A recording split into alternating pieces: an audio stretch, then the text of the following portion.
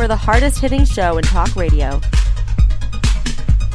The true progressive voice since 2012. This is Southpaws.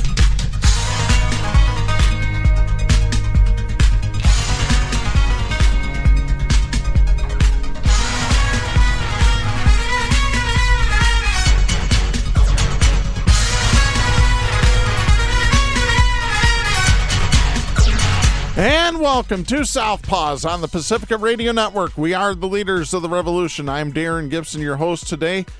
Well, it's all over except the crying. That is the primary season. Donald Trump wins most of Super Tuesday except for Vermont. Nikki Haley has decided to suspend her campaign for president. We will talk about Super Tuesday and what happened in just a little bit.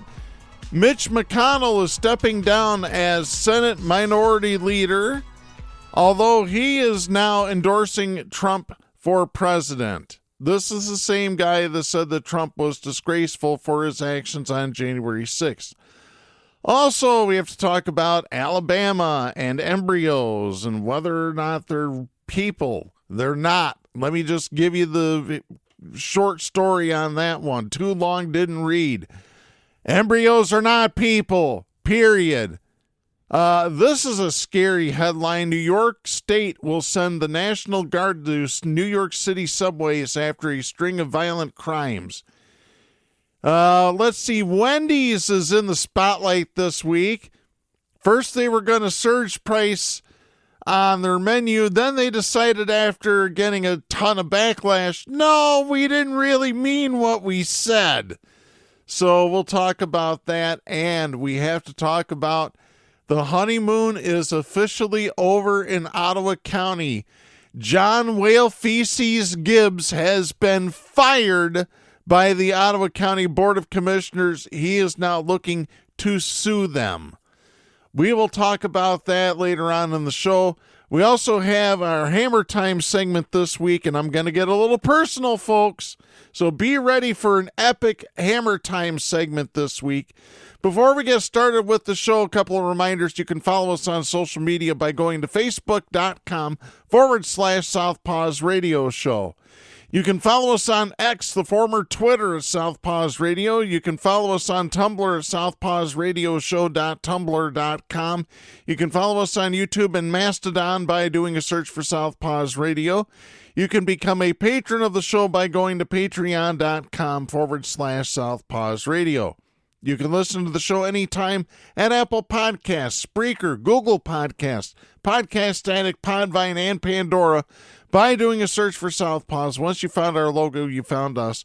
Yes, we know that Google is shutting down their podcasting platform in just a few weeks. We encourage you to either go to Apple Podcasts or Spreaker. That way we can see who's watching or who's listening to the show. We send links to our weekly episodes to our Facebook, X, Tumblr, YouTube, and Mastodon accounts. You can listen to us on Global Community Radio Channel 1 every Saturday night at 11 Eastern. And you can listen to us on great Pacifica stations, including KCEI in Taos, New Mexico, and KZGM in Kabul, Missouri. So be sure to listen to us on your local Pacifica affiliate. We are recording this show on Wednesday, March 6, 2024. I want to apologize to our affiliates and to all of our listeners for not doing a show last week. I was down with COVID. Let me just tell you something. If you're sick, keep your sick ass home. Don't be out being around people. Stay home if you're sick. I don't care. Oh, but we got to go to work. No, wrong answer. Wrong answer. Stay home. Stay away from people if you're sick. I don't care if you got the flu. I don't care if you got RSV. I don't care if you got COVID. It's people like us, the smart people, who have to suffer at the hands of the stupid. And we talk about that every single week on this show. As a matter of fact, let's get into our very first segment. Stop. Hammer time. Oh, yeah, it's hammer time. It is time to drop the hammer on the douchebag of the week. I originally started with only one winner this week, but Late news, I've decided to make it 2 this week. And we don't have Wade Garrett queued up, so Wade Garrett's going to have to sit this one out this week. Winner number 1, the Teamsters Union. I have this story. This is Frederica Schouten, David Wright, and Steve Contorno writing for CNN. This was dated February 22nd. The Teamsters political arm is donating $45,000 to the Republican National Committee as part of what union officials say is a push to ensure that elected officials in both political parties hear from rank-and-file workers at this year's presidential nominating conventions. In a filing this week with federal regulators, the Teamsters Political Action Committee reported making the contribution in late January to the RNC's convention fund. Union spokesperson Cara Deniz said the check was issued in January and will soon be sent to the RNC. The union reported making a similar $45,000 convention-related donation in December to the Democratic National Committee. The Teamsters represent an estimated 1.3 million workers, nearly a third of them employed by UPS, United Parcel Service. The RNC contribution immediately garnered attention in Washington since the union typically directs its political funds to Democrats, and it comes as Republican presidential frontrunner Donald Trump has sought to appeal to union workers in his bid to reclaim the White House. But Deniz said the union has not yet made an endorsement in the 2024 presidential contest. She said in an email, quote, "It's not since 2000 that our union has participated in both conventions. In the Teamsters, all of our members' voices will be heard regardless of party. Rank-and-file members will be on the ground and active in both conventions this year to make sure elected officials know the Teamsters issues are hearing the challenges that working people face in this country." End of quote. Here's the question, though. Who's going to give a damn about it? It certainly ain't the conservatives. They hate unions. Giving union money to conservatives is about the same as pouring bleach down your throat. You're going to get the same result. Got news for you. Trump met with Teamsters leader Sean O'Brien at the Mar-a-Lago Resort in Florida earlier this year and with union leaders and members at the organization's Washington, D.C. headquarters on January 31st. In a statement after the Mar-a-Lago meeting, O'Brien said that there were, quote, "serious issues that need to be addressed to improve the lives of working people across the country, and the Teamsters Union is making sure our members' voices are heard as we head into a critical election year," end of quote. Federal Election Commission records show the union's PAC reporting a $45,000 contribution to the RNC's convention fund on January 25th. Lovely, on my dad's birthday, nonetheless. Deniz said the contribution had been approved in December before any meeting with Trump. An RNC official told CNN on Thursday morning that the committee had not yet received the Teamsters donation. President Joe Biden is committed to attend his own roundtable with members of the Teamsters, which said that the president had been invited to its headquarters on the same day as Trump. The Teamsters have twice endorsed against Trump, backing Hillary Clinton in 2016 and Biden 4 years later. But that was under different leadership. Yeah, they had the right leadership back then. They don't now. The Trump campaign is now eyeing what it views as an opportunity to capitalize on divisions between labor leadership and the rank and file, many of whom supported Trump in 2016. Because they're idiots. They're scabs with a union card.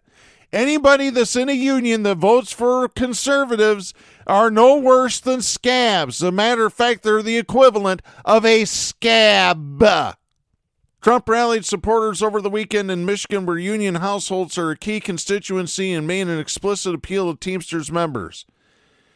Trump said in Waterford Township, quote, "The truth is, though, when you have millions of undocumented people coming in, they're going to take your jobs. They're going to take the Teamsters' jobs. We're waiting because the Teamsters haven't endorsed the Republican in many, many years, and they're having a hard time with this." End of quote. Really?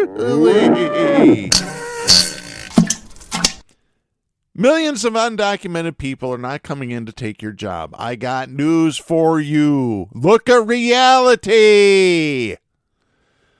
Oh, Jesus Christ. Trump's appearance followed another trip to Michigan 5 months earlier for a rally centered on striking auto workers.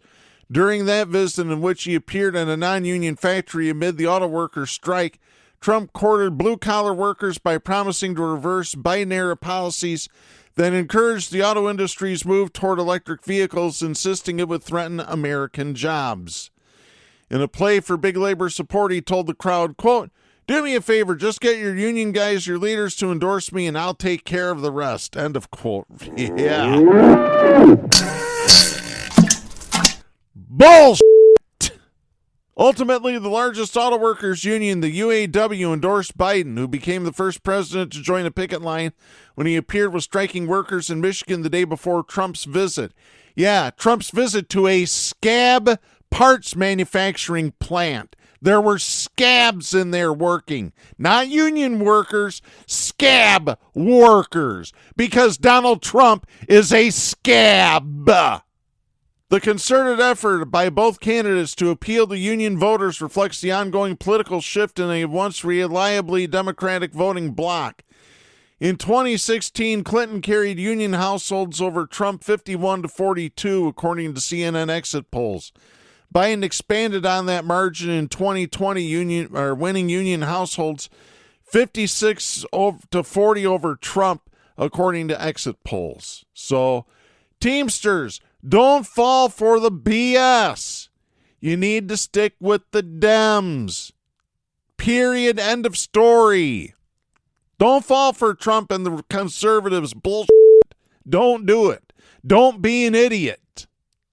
So that is winner number one, the Teamsters Union. And now it's time for me to get a little personal. It really is, folks. Winner number two, I have now lost a friend, Katrina Marie. I've got news for you. You're no longer a friend of mine. What happened? Here's what I said on my personal Facebook page 2 days ago. This was after having to listen to a bunch of conservatives, including my middle brother, run his mouth, and that's not the word I want to use, about how Trump was right, Washington is a swamp, oh, we got too many illegals coming over, they're doing this, they're doing that, people that are doing stupid things, stupid decisions have stupid consequences, you make bad decisions, you have bad consequences, and all this other crap. So 2 days ago on my personal Facebook, here's what I wrote. I'm done being nice to conservatives. I'll be an asshole and name call until the end of time. Which, for the most part, got a very good response. And a friend of mine, Anna, over on the east side of Michigan, said I thought of doing that too. When I see the stupid and hate spewing from their mouths, I refuse to lower myself to them. So, an old coworker of mine, you can guess where she worked. I've talked about my years in the strip club, 25 years.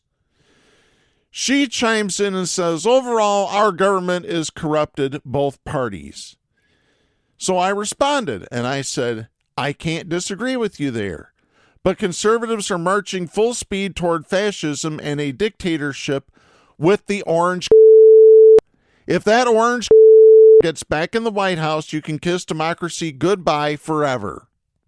Sorry, that's how I feel about Trump. So then, one of my longtime listeners, who's also a financial supporter of this show, Pat, responded and said this to Katrina. As I have said, the Dems are like people that come into your house, steal your silverware, and kick your dog. The Republicans are like people that murder your whole family. You don't want either one in your house, but the Republicans are definitely worse. This the truth? It's the absolute truth. We document it every week on this very show, every single week since 2012, since May of 2012. I have documented how Republicans and conservatives are absolute pure evil garbage. So now that Katrina has been called out on her bullshit, now she wants to back off. and said, unfortunately, I do not wish to go deep into politics. People are just going to call about it back and forth. My response was, not on my page, because I don't allow conservatives here. My page is a bullshit-free zone, and it has been that way ever since Donald Trump ran for office. So then she says, I feel like it's just not worth our friendship debating, period. Which, then why did she make the original comment about government being corrupt both sides? If you don't want to debate, don't make the comment. It really is that simple. If you don't want the debate, shut your fucking mouth. So then I responded with what conservatives stand for, and I added a story to it. This comes from the Associated Press. This is from Brendan Farrington, writing on March 6th out of Tallahassee, Florida. Listen to what conservatives have cooked up now in the state of Florida, which we should give back to Spain. Florida will ban thousands of homeless people from setting up camp or sleeping on public property under a bill lawmakers sent to Republican Governor Ron DeSantis, who supports the idea. Counties with approval from the State Department of Children and Families would be able to designate areas for the homeless to camp for up to a year under the bill the Senate passed 27-12 late Tuesday. Anyone using those encampments would be prohibited from using alcohol or illegal drugs. Supporters say the bill will help eliminate the nuisance of homeless people living on public property and parks. They also argue it will be easier to provide local services to the homeless if they're in one location. Here's the problem. Republicans continuously vote down any help for the homeless. They really do. Bill's sponsor, Republican Senator Jonathan Martin, said, quote, it's our responsibility to deal with homelessness, and that's why we can't wait any longer to bring this solution. The current model is not working. This bill is a compassionate response to the shortage of shelters. End of quote. Compassionate, huh? We really think it's compassionate to say you can't stay in a place? Oh, that's compassionate right there. That's conservative compassion right there, folks, every single time. Martin said about 30,000 Floridians don't have a home and about half of them don't have shelter. Opponents said the bill is simply an effort to gather up the homeless and get them out of public view, which we've talked about in the past. Cities that have given bus tickets to homeless people to send them one way to another city so they don't have to deal with them anymore. And it's happened mostly by Republicans. It happened some under Democrats, but mostly under Republicans. Democratic Senator Chevron Jones said, quote, this bill does not and it will not address the more pressing and root cause of homelessness. We are literally reshuffling the visibility of unhoused individuals with no exit strategy for people who are experiencing homelessness. End of quote. Opponents also said there's nothing in the bill that ensures sexual offenders and children won't be living in close proximity in the government-designated encampments or that the encampments will be safe and sanitary. The bill defines public camping as, quote, residing overnight in a temporary outdoor habitation used as a dwelling or living space and evidenced by the erection of a tent or other temporary shelter, the presence of bedding or pillows, or the storage of personal belongings, end of quote. It wouldn't apply to people sleeping in legally parked vehicles. The bill will take effect October 1st if DeSantis signs it, which he probably is going to do because he's an idiot. He's an evil. He is pure, evil, violent, conservative traitors. I haven't said that in a while, and that felt good to say it. So after I posted that, Katrina starts in again. I've asked you kindly to respect my choice of not getting into politics. Thank you for your understanding. Okay, that's fine. You wanted to start it. You don't want to finish it. So guess what? Katrina, you're gone. Bye-bye. Bye-bye. We're no longer friends. Get the f*** away from me. Good riddance. Because I tell you what, it's going to happen, folks. I'm just going to tell it the way that it is. You either debate or you don't. You need to get in people's faces. That's the only way people understand things. They don't understand when you try to debate them, when you try to use logic with them, because they don't want logic. They want emotion. They want emotion, I'll give them emotion, and I'll give it to them right up the ass. I'm sick of it. I am sick to death of it. Gosh. And here I think I want to end doing this show. No, this show needs to stick around. We need more progressive voices out there. I tell you what, I'm tired of talking about this stuff. I've been talking about it for damn near 12 years, and I'm getting sick of it. You know what I want? I want to retire. I want to sit down, and I don't want to have to do this show anymore. But you know what? It's people like Katrina Marie that want to do this, that want to start in with me, and then say, oh, I don't want to debate. Well, then why did you open your goddamn mouth in the first place? So to Katrina Marie and to the Teamsters Union, congratulations on Douchebag of the Week. We have this message for you. Don't be a douchebag. Yeah, you got that right. God, I don't understand people that stick their nose into something, and then when they get called out on their bullshit, they say, oh, I don't want to debate no more. Well, you know what? You should have kept your mouth shut. You would have looked a lot smarter then. I try to tell people, don't with me. I've tried to tell them for years and years and years. If you don't want my wrath, don't start triggering me. She did. She got the wrath. Sorry, not sorry. All right, let's get into our next story here. Donald Trump is the last one standing on the Republican side for the presidential campaign. This is Steve Peoples and Meg Kennard writing for the Associated Press. This is dated March 6th out of New York City. Nikki Haley suspended her presidential campaign on Wednesday after being soundly defeated across the country on Super Tuesday, leaving Donald Trump as the last remaining major candidate for the 2024 Republican nomination. Haley didn't endorse Trump in a speech in Charleston, South Carolina. Instead, she challenged him to win the support of the moderate Republicans and independent voters who supported her. She said, quote, "It is now up to Donald Trump to earn the votes of those in our party and beyond it who did not support him, and I hope he does that. At its best, politics is about bringing people into your cause, not turning them away. And our conservative cause badly needs more people." End of quote. As a matter of fact, there's video out there, I believe it was either CNN or MSNBC, of a reporter asking a Nikki Haley supporter why she stopped supporting Trump. And she used the word lunatic. He is a lunatic. And that's what Trump is. He is a lunatic. Raving mad. Haley, a former South Carolina governor and UN ambassador, was Trump's first significant rival when she jumped into the race in February 2023. She spent the final phase of her campaign aggressively warning the Republicans against embracing Trump, whom she argued was too consumed by chaos and personal grievance to defeat President Joe Biden in the general election. Her departure clears Trump to focus solely on his likely rematch in November with Biden.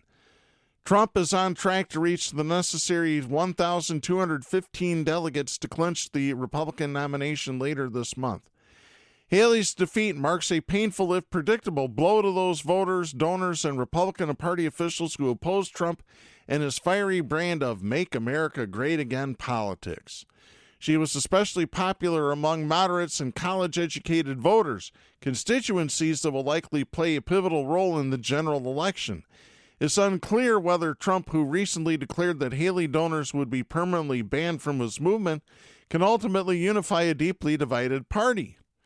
Trump on Tuesday night declared that the GOP was united behind him, but in a statement shortly afterward, Haley spokesperson Olivia Perez-Cubas said, quote, "Unity is not achieved by simply claiming we're united." Today, in state after state, there remains a large block of Republican primary voters who are expressing deep concerns about Donald Trump. That is not the unity our party needs for success. Addressing those voters' concerns will make the Republican Party and America better. End of quote. No, America will be better when the Republicans go bye-bye. All of them. Die off, please. Haley has made clear she doesn't want to serve as Trump's vice president or run on a third-party ticket arranged by the group No Labels. She leaves the race with an elevated national profile that could help her in a future presidential run. Swiftly following her speech Wednesday, Trump's campaign in a fundraising email falsely claimed that Haley had endorsed his candidacy and did not respond immediately to a request for comment about the message. Yeah, because Donald Trump is a goddamn liar! Liar! Most noted liar on the planet in the entire history of this world. Earlier this week, Haley said she no longer feels bound by a pledge that required all GOP contenders to support the party's eventual nominee in order to participate in the primary debates. In a social media post, Trump continued to mock his former rival while at the same time extending an invitation to, quote, all the Haley supporters to join the greatest movement in the history of our nation. He then writes in capital letters, Biden is the enemy. He is destroying our country. Make America great again. End of quote. Yeah. No, Donnie Small Penis, you're the enemy of this country. You Russian-loving asshole.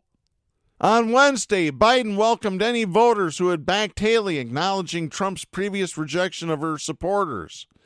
Biden said in a statement, quote, Donald Trump made it clear he doesn't want Nikki Haley supporters. I want to be clear. There is a place for them in my campaign.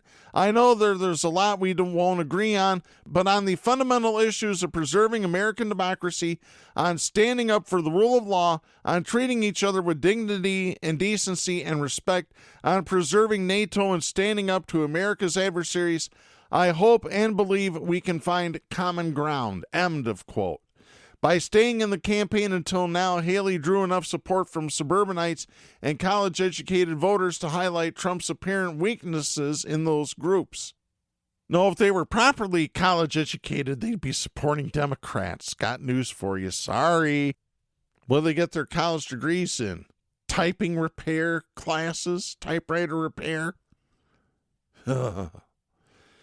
In AP VoteCast surveys conducted among Republican primary and caucus voters in Iowa, New Hampshire, and South Carolina, between 61% and 76% of Haley's supporters said they would be so dissatisfied if Trump became the Republican nominee that they would not vote for him in the November general election.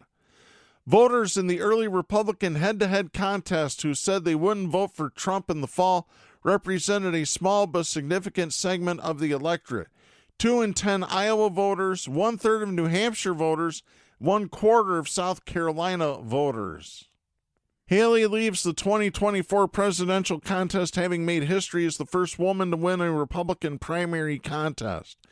She beat Trump in the District of Columbia on Sunday and in Vermont on Tuesday. She had insisted she would stay in the race through Super Tuesday and cross the country campaigning in states holding Republican contests. Ultimately, she was unable to knock Trump off his glide path to a third straight nomination. Haley's allies note that she exceeded most of the political world's expectations by making it as far as she did. She had initially ruled out running against Trump in 2024, but she changed her mind and ended up launching her bid 3 months after he did, citing, among other things, the country's economic troubles and the need for generational change. The 52-year-old Haley later called for competency tests for politicians over the age of 75. It's a knock on both Trump, who's 77, and Biden, who's 81. Her candidacy was slow to attract donors and support, but she ultimately outlasted all of her other Republican rivals, including Florida Governor Ron DeSantis, former Vice President Mike Pence, and Senator Tim Scott, her fellow South Carolinian, whom she appointed to the Senate in 2012. And the money flowed in until the very end. Her campaign said it had raised more than $12 million in February alone. She gained popularity with many Republican donors, independent voters, and the Never Trump crowd, even though she criticized the criminal cases against him as politically motivated and pledged that, if president, she would pardon him if he were convicted in federal court. So she's still a conservative nonetheless. Politically motivated, my ass. Got news for you, lady. You're not all you're cracked up to be either. All right, so that does it for Nikki Haley. Stick a fork in her, she's done. All right, since we're talking about Trump, let's go ahead to this one. This is Lisa Mascaro writing for the Associated Press. This is dated March 6th out of Washington. Senate Republican Minority Leader Mitch McConnell endorsed Donald Trump for president on Wednesday, a remarkable turnaround from the one-time critic who blamed Trump for disgraceful acts in the January 6, 2021 Capitol attack, but now supports his bid to return to the White House. McConnell, who was the last top Republican leader in Congress to fall in line with Trump, declared his support in a short statement after Super Tuesday wins pushed the GOP frontrunner closer to the party nomination. The two men have not spoken since 2020 when McConnell declared Democrat Joe Biden the winner of that year's presidential election. But more recently, their teams have reopened talks about an endorsement. In the statement, McConnell said, quote, "It is abundantly clear that former President Trump has earned the requisite support of Republican voters to be our nominee for President of the United States. It should come as no surprise that as nominee, he will have my support." End of quote. Yeah, I did my McConnell impersonation, turtle-looking bastard. And by the way, he referred to Trump as former president. We don't do that on this show, not in the past, present, or future.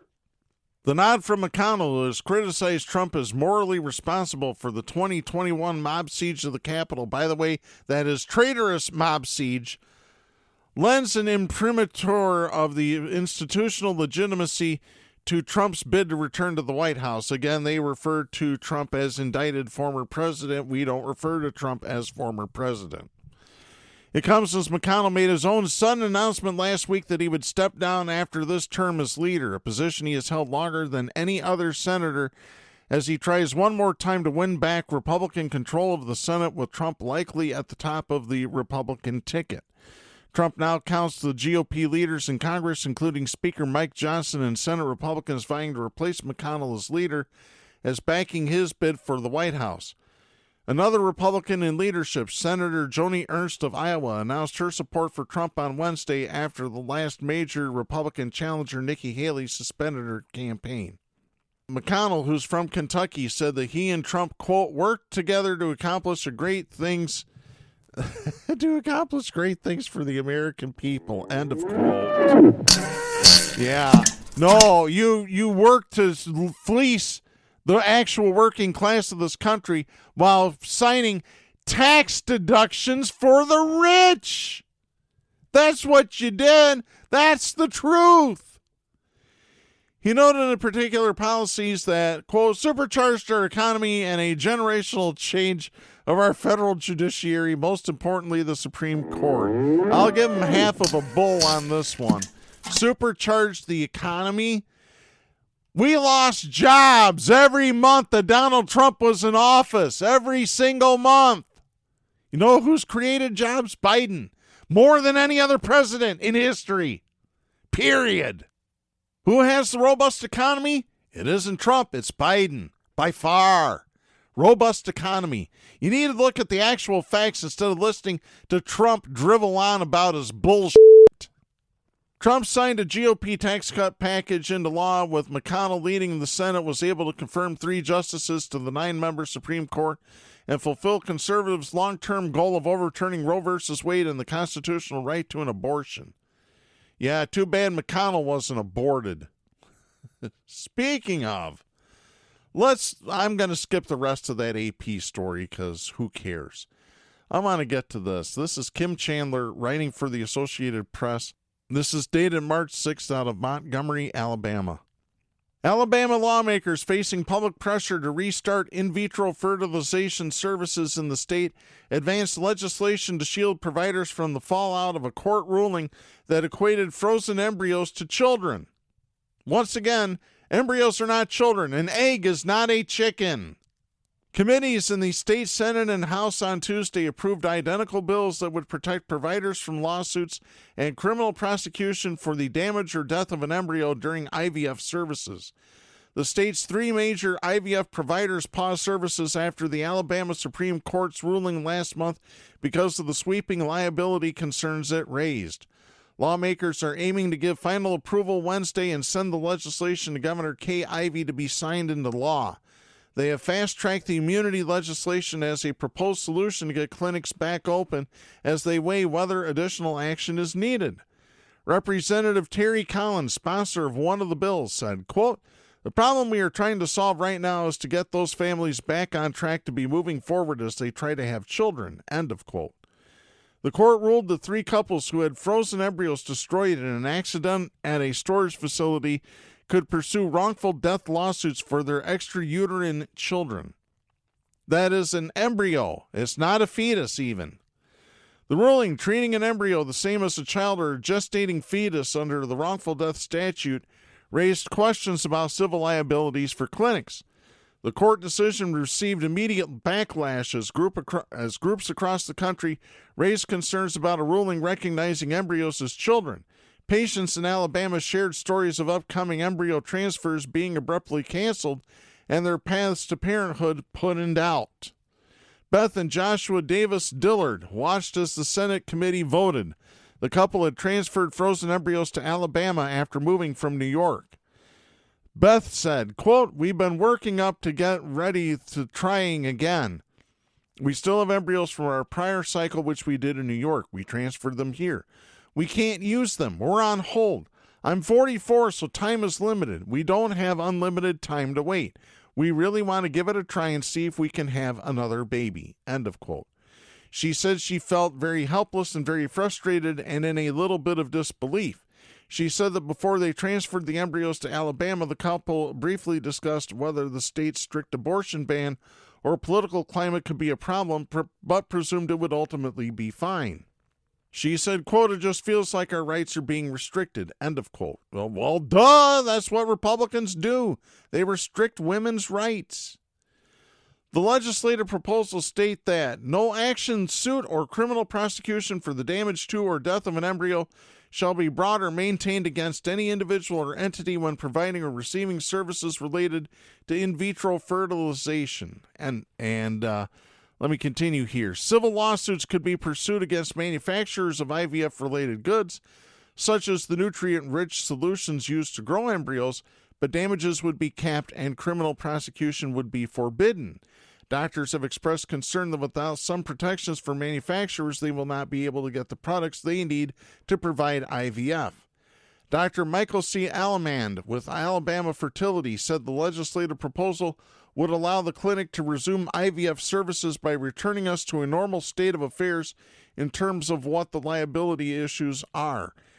He said the past weeks have been difficult on patients and staff as procedures have been postponed.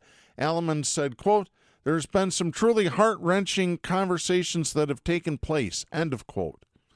The American Society for Reproductive Medicine, a group representing IVF providers across the country, said the legislation does not go far enough. Sean Tipton, a spokesperson for the organization, said Monday that the legislation does not correct the fundamental problem, which he said is the court ruling conflating fertilized eggs with children, which they're not. Like I said, if I hold up an egg right now that I get out of a carton downstairs in my refrigerator, am I holding a chicken or am I holding an egg? I'm holding an egg. It is not a chicken. House Democrats proposed legislation that would put in state law or the state constitution that a human embryo outside a uterus cannot be considered an unborn child or human being under state law. Democrats argued that was the most direct way to deal with the issue. Republicans have not brought the proposals up for a vote, and you won't see that happen because this is what they want. State Republicans are reckoning with an IVF crisis they partly helped create with anti-abortion language added to the Alabama Constitution in 2018. The amendment, which was approved by 59% of voters, says it is state policy to recognize the rights of unborn children. The phrase became the basis of the court's ruling. At the time, supporters said it would allow the state to ban abortion if Roe v. Wade were overturned, but opponents argued it could establish personhood for fertilized eggs, which that causes another problem. When a woman has sex, There are fertilized eggs that never implant into the uterine wall, and they get flushed out when they go through their menstruation cycle. It's a natural process that happens. Are those women going to be prosecuted now because they've killed fertilized eggs? Because they didn't implant into their walls? God, you're going to put every woman in Alabama in prison, except for those that are not of childbearing age. Collins said she doesn't think lawmakers got it wrong with the amendment, but that the wording was broad enough that it had ramifications they didn't anticipate. Collins, who sponsored the state's stringent abortion ban, said she thought any law exempting embryos from legal protections might be found unconstitutional under the 2018 amendment. Changing the Constitution, she said, is a longer conversation. She said, quote, it's very divisive. Everybody has very strong opinions on when life begins, end of quote. No, it's really simple. Life begins outside of the womb when the baby takes his first breath. That's also in the Bible too, folks. I got news for you. Atheists talking here about Bible verses. Jesus Christ.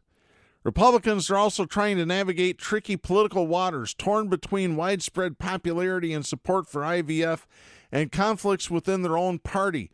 Some Republicans have unsuccessfully sought to add Louisiana-style language to ban clinics from destroying unused or unwanted embryos.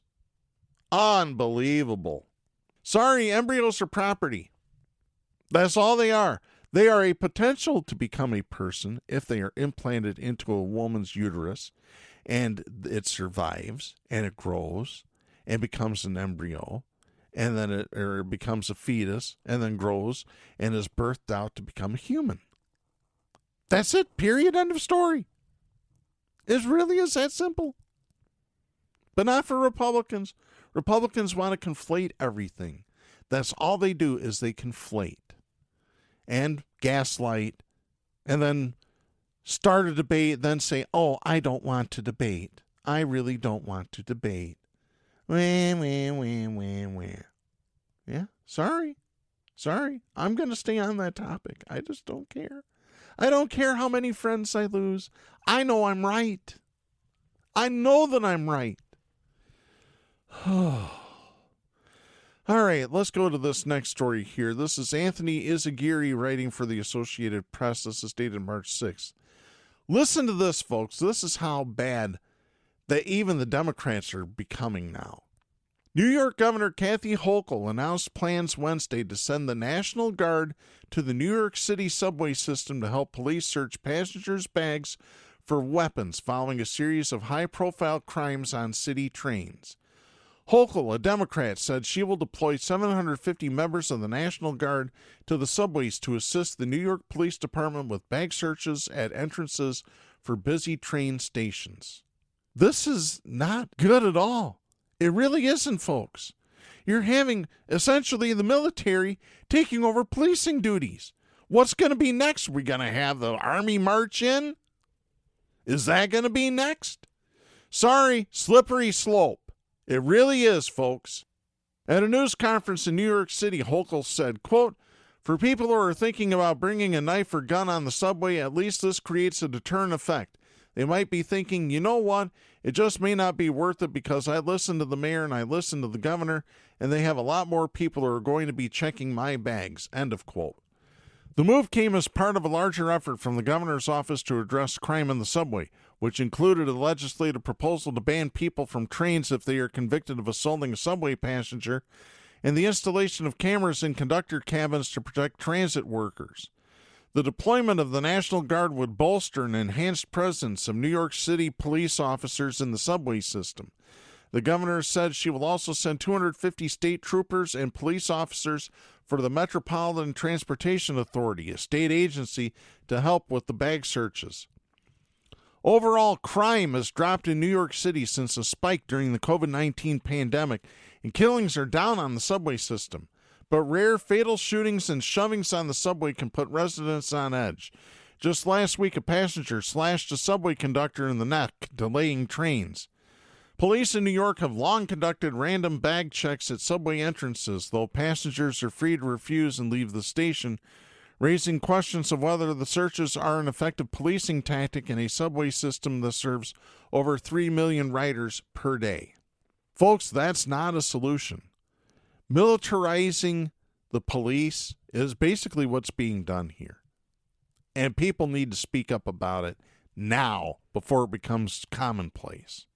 All right, let's get to our next story here. This is D'Innocencio and David Hamilton writing for the Associated Press. This is dated February 28th out of New York.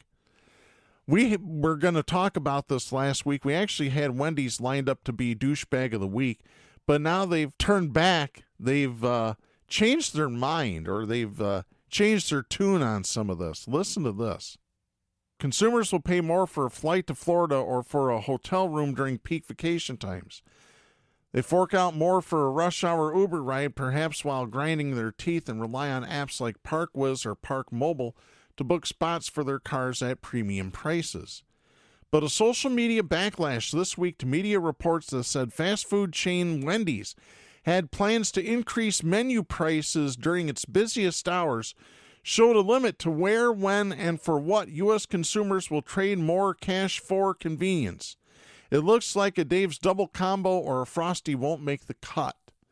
Wendy's clarified its intentions Wednesday, drawing a distinction between the company's dynamic pricing strategy and surge pricing practices that charge more during times of peak demand.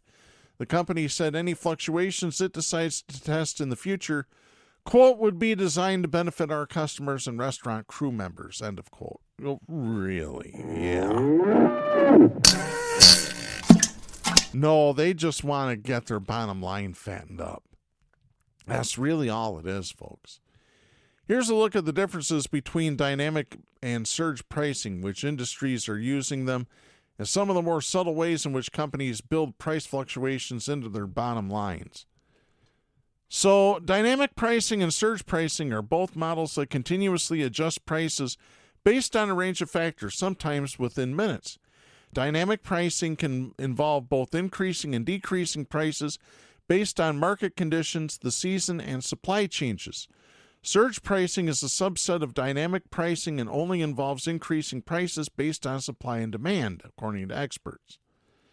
Sounds like the same thing to me. Really does. Dynamic pricing has been part of some industries almost as long as they've had technology capable of adjusting prices quickly. For instance, airlines regularly raise and lower fares depending on the time of year, expected customer surges, and projections of how many seats they can fill at various times. Flights on Sundays and Fridays, for instance, tend to cost more than those in the middle of the week. Airlines even have a name for the practice: yield management. Hotels do much the same with room reservations. That's why you can score better deals during hurricane season or immediately following big holidays when travel tends to slump. These days, though, the actual calculations that go into reservation pricing are much more complex. Sure they are. Other places where dynamic pricing shows up includes concerts, sporting events, parking facilities, and street meters. Utilities use dynamic pricing to limit usage at times of high demand that could threaten blackouts, according to Daniel Freund, a business professor at the Massachusetts Institute of Technology. Neil Saunders, a managing director with research firm Global Data, said that even though dynamic pricing is already ubiquitous, the grief Wendy's got shows how sensitive consumers are to price variations. Saunders said, quote, dynamic pricing is common in travel and accommodations. There's a fixed level of supply. But if 1 minute a burger is $5 and the next minute it's $6, and then it goes up and down again, they will simply get annoyed and they'll probably go elsewhere, end of quote. Dynamic pricing in restaurants is not very common, according to experts, but a growing number of restaurants are charging more for items that patrons order using third-party apps like Uber Eats and DoorDash. That is according to Jason Goldberg, Chief Commerce Strategy Officer at Publicis Group, a global marketing and communications company. In retailing, Amazon and other online retailers push prices up and down based on supply and demand and competitive pressures. The strategy goes full tilt during Black Friday and Cyber Monday. Well, of course it does. Shoppers know the prices for a hot toy can go up ahead of the holidays given a surge of demand. Prices for familiar games and puzzles can go down. Do grocery stores use the strategy? Before the coronavirus pandemic, grocers and restaurants already were playing with technology to make changing prices easier. But the pandemic pushed more restaurants and stores, particularly grocers, to turn to digital pricing because of severe labor shortages. Walmart and other grocers have expanded their use of electronic shelf tags, relieving workers of doing the job manually so they can better help out customers. Restaurants had... Really? That's why there's more self-service checkouts than ever before. Although apparently some stores are getting rid of them, like Target and Kroger. And for that matter, I guess some Walmarts are too. Restaurants had another reason to ditch printed menus in favor of QR codes the diners could scan to access the menu. They were worried about physical interactions during the height of high COVID-19 infection rates. So that's digital pricing. Will consumers accept dynamic pricing? Well, for fast food, probably not. And let's get to our final story here. This is Mitchell Boltman writing for the Holland Sentinel. This is out of Ottawa County.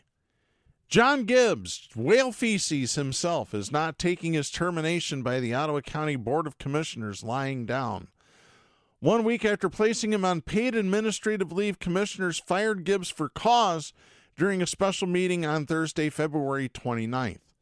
Board Chair Joe Moss said, quote, "The board has determined that Mr. Gibbs, in connection with the performance of his duties under the employment agreement, has been dishonest, committed gross misconduct, and or committed willful malfeasance." End of quote. Commissioner Allison Miedema seconded the motion. Following a brief discussion about mediation, the board voted 10-1 in favor of termination. Doug Zylstra was the only lone no vote, the Democrat. Gibbs wasn't surprised. He told the Holland Sentinel on Friday, March 1st, quote, "They've decided to go on a warpath, which is what they do to everybody, including me.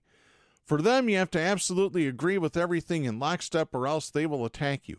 It's a little bit dictatorial, like school bullying, where if you're not with them, they'll try to shove you in a locker. When I raised questions about Common Legal Group, they thought I wasn't being a team player, that the devil got to me or something." End of quote. When asked if he plans to pursue legal action against the county, Gibbs said, quote, "I would say absolutely." End of quote. Gibbs attorney Noel Hurwitz said, quote, "We will be filing a lawsuit alleging breach of contract, whistleblower retaliation, and First Amendment violations within 90 days. End of quote.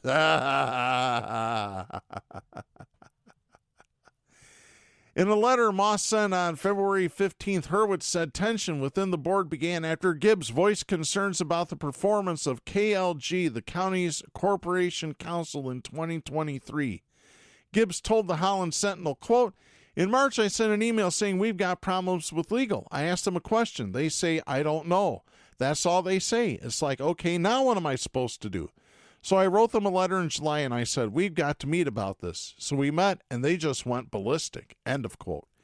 Gibbs said one commissioner accused him of being possessed by the devil while the lead attorney for KLG yelled at him. "John Gibbs, you're possessed by the devil." Oh, boy. There is no devil. Quit making up stuff.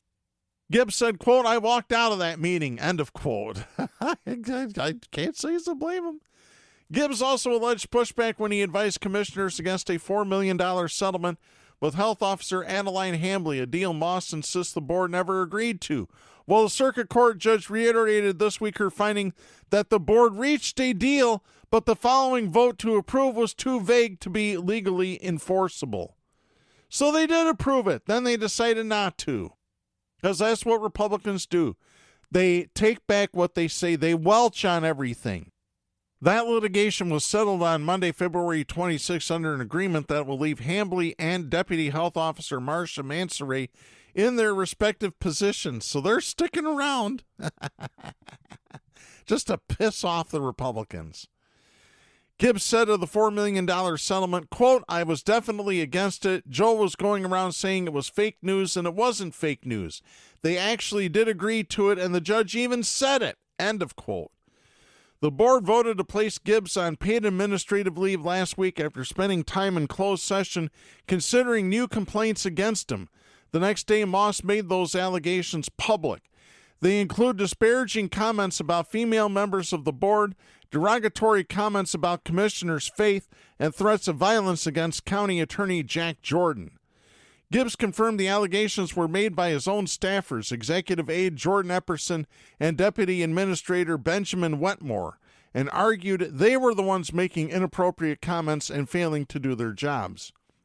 In a statement Friday, Gibbs wrote, quote, "They targeted me by concocting a laundry list of miscellaneous, contrived allegations that only saw the light of day after I attempted to hold them accountable." End of quote.